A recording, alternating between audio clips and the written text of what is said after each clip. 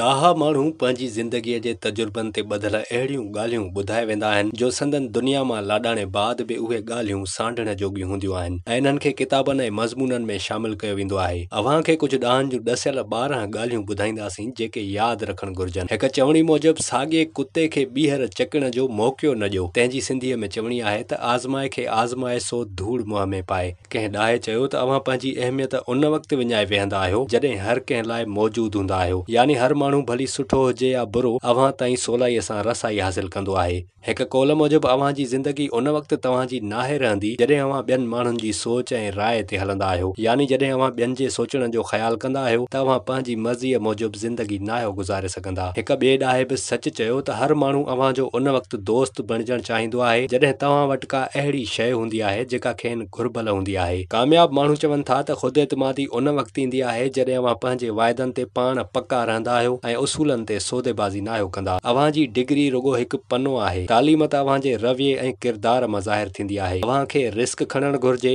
जेकॾहिं अव्हां खटे वेंदा त ख़ुशि थींदा, जेकॾहिं नाकाम थींदा त सियाणा थी वेंदा, यानी अव्हां खे भली शिकस्त मिले पर अव्हां खे सबक ज़रूर मिली वेंदो। हिकु ॾाहे ख़ूब ॻाल्हि चई त कंहिंखे इहो न ॿुधायो त अव्हां छा सोचे रहिया आहियो। ऐं ख़बरदार, जिन खे अव्हां पंहिंजो दोस्त चओ था, हिकु भेरो ॿीहर सोचो त नंढपिण खां हिन वक़्त ताईं अव्हां जी ज़िंदगीअ में रुपए मां चाराना बि दोस्त न बचिया हूंदा। हिकु ॾाहे चयो त इहो सम्झी छॾियो त केर बि अव्हां लाइ पशेमानी महसूस न कंदो, भली खणी अव्हां खे ॾुख ॾिए पर कॾहिं मुआफ़ीअ जो तलबगार न हूंदो। यादि रखो त अव्हां जो सभ खां वॾो सपोर्टर या हामी को अणॼाण शख़्स थी सघे थो ऐं अव्हां जो सभ खां वॾो मुख़ालिफ़ ऐं नफ़रत कंदड़ शख़्स उहो ई हूंदो जंहिंखे अव्हां सुञाणींदा आहियो। ऐं आख़िरी ॻाल्हि इहा त माण्हुनि खे कॾहिं बि इन ॻाल्हि जी परवाह नाहे हूंदी त अव्हां कॾहिं अकेला हूंदा आहियो। अव्हां जी कमी खेनि उन वक़्तु महसूस थींदी जॾहिं हू पाण अकेला हूंदा।